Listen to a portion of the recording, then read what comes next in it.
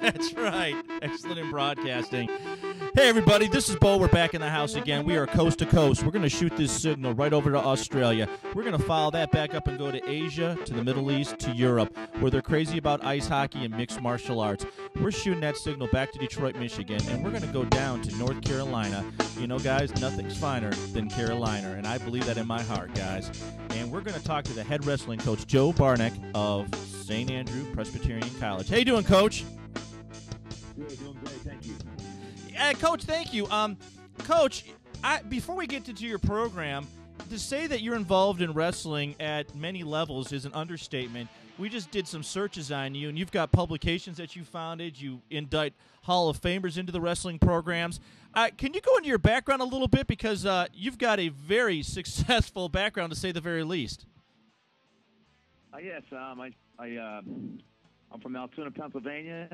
I wrestled at Lock Haven University, which is a Division I school, for 4 years. I started there 4 years, and when I graduated from Lock Haven, I went to grad school at Slippery Rock. I was a graduate assistant. So since I graduated from college in 1982, I've been either coaching college as an assistant at 4 different Division I schools, and and in between that, I've coached high school. I've coached high school for 16 years as a head high school coach. So been involved with the sport from elementary all the way through college. It's a passion of mine, and it's a way of life.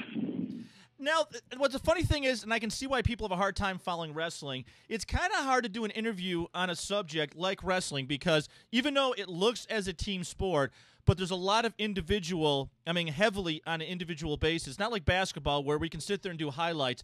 In wrestling, some of the best highlights are the ones you really don't videotape. The pins and everything like that. It's one of those. I love watching wrestling because of the fact of what's involved in the skill level, but the average person sometimes can have a hard time trying to follow it because of how it's structured. Yeah, that's a good point. It's what I like about it is it is a team and an individual sport. It goes, a team could end up 0-15, but you have an individual make it to the national. So that's the good part about it. What it does is it takes a bunch of, in college, it takes 10 individuals to do their thing, and then hopefully, you'll have success as a team. So it's kind of got both of best worlds, but, it's like tennis or golf or boxing, there's a lot of emphasis on the individual. It's definitely not you don't need the whole team there to practice, Yeah. As long as you got a partner your size, you can get a good workout and a good practice, Absolutely. And I think the other thing, too, that's really interesting is that we follow the IFL and UFC, and I kind of like what the IFL is doing for this. They seem like they're following the team concept of American wrestling, and that's sort of why I want to hit home with you because of your background. American wrestling has been so dominant in the mixed martial arts. I think it's almost I just can't think of the word that best fits it. It is totally repositioned wrestling in America. All the top fighters in this sport had the foundation in wrestling. Not Greco, American freestyle wrestling. There's another version that I could never figure out, but it comes down to it. American-style wrestling is the dominant fighting form across the world. And I know you can speak volumes of that from the training side. Yeah, well, first of all, wrestling originated in China about 7,000 years ago, and then I think the Chinese from there took it into more of a martial art and karate, but really wrestling is the ultimate form of self-defense, and I preach that to my kids that come to my club, and we have a little kids club and for the area kids, and I preach to them that. It's the ultimate form of fitness. It's the ultimate form of self-defense. And then, so it's evolved, now into mixed martial arts. And I think those guys have a great advantage. I would put in a street fight, I'll put a wrestler up against anybody, because most fights end up on the ground in about the first 5 seconds. So, wrestlers have the mat skills, the grappling skills, and, they're trained, every day to, basically, defend yourself.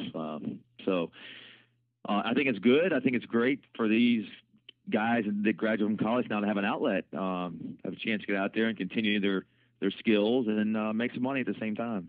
Yeah, I mean, I just think it's great that the focus is back on an American sport. I might be, when I show up in public, I'm always wearing red, white, and blue. I'm always, supporting a lot of stuff American. I just love the fact that for years, we're always really pushing the martial arts side of almost everything. Every movie, everything talks about how great the martial art is and how great Asia is, which it is.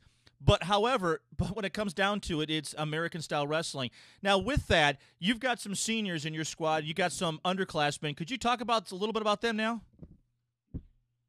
Yes, I mean, we're only a second-year program here at St. Andrews, so we're excited. We're building a brand new team. We brought in 18 new freshmen this year. We do have 2 seniors that have transferred from Old Dominion University, and I'll tell you what, we got one kid, Brian Rosnowski, that he could be in martial arts anytime. I mean, the kid is just physically tough. He's a fighter, and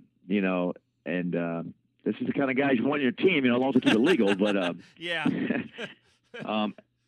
But I hope it keeps. I hope it evolves and we can have like maybe a professional sport like the International League of Teams. I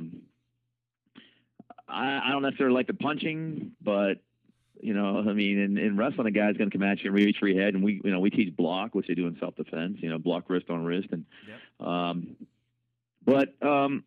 yeah, I mean, we're excited about our program here. We're Division II. We're we last year we had 9 kids our first year on the team. Now we have 25, and this is an area that's wide open down here, and we're 10 minutes from the South Carolina border, and there's Limestone College and Belmont Abbey, Newberry. They've all added wrestling also in the last 4 years down here. So we're hoping it grows in this populated area.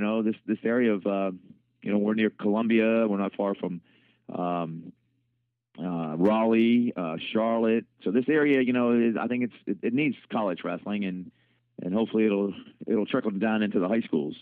Yeah, that was the one thing when I lived in Carolina. I totally forgot about wrestling. To be honest, I didn't even know wrestling was around until I moved back to the north, and I happened to see my son wrestle, and I happened to see his team wrestle in elementary, and I was hooked from that standpoint on, and we sort of been picking it up along the way, trying to get more involved in it. But I can see why I would love to see wrestling come back as a dominant sport again. It is the most well-trained athletes in any sport outside of swimming. It is the most, I guess it's technically, I just can't think of the word, most technically supreme sport out there, because you're not just training for cardiovascular, you're training for movements. Every movement you have, you've got to practice 1,000 times before a match. What are kind of things you do in your program for these kids with a brand new program? What are kind of things you're putting into place to have these kids prepared for the type of competition they're going to start seeing? Well, you brought up a good point. A lot of people think wrestling's just brute strength and a tough guy, but I tell my guys about the 5 S's. The first S is skill. You've got to have, that's the most important. We have guys on our team that can beat probably anybody in the team, no matter what weight class, because they have great skill. And then the second thing we teach is stamina. That's the second S. And, we're working out twice a day. We come in the morning. We run intervals. We run sprints. We're jumping rope. We're in the weight room. I have to disagree with you on the swimming. I think we're tougher than swimmers. I mean, swimmers, don't get me wrong, they train very hard, but you know what? They're fighting the water. They don't have some guy trying to, beat them up. You know what I'm saying? They're not trying to pin them. And the thing about wrestling is, it's like I relate it to either swimming or like running 800 meters. I mean, your lungs burn, but at the same time, every muscle in your body, I mean, they're physically putting a pounding on you, just like UFC. And, where I don't think swimmers has anybody coming at them except the water. That's the only difference. But getting back to the 5 S's, you got skill, stamina. Then I say speed's important, and we try to work on this. But just by doing when we're doing our drill and our moves, we try to do one move, and we actually time the guys and see how many times they can hit this move like in 10 seconds. So work on speed. We look a lot on footwork. Where we're doing plyometrics, jumping over guys and jumping rope, and we create all kind of drills for that. And then the next test we do is strength. Actually, is 4th down the list. People think you got to be strong to wrestle, but it's actually 4th, I think, down the list And then the last one is we use the S for stretch or flexibility, Right. But I mean, it's a total training. I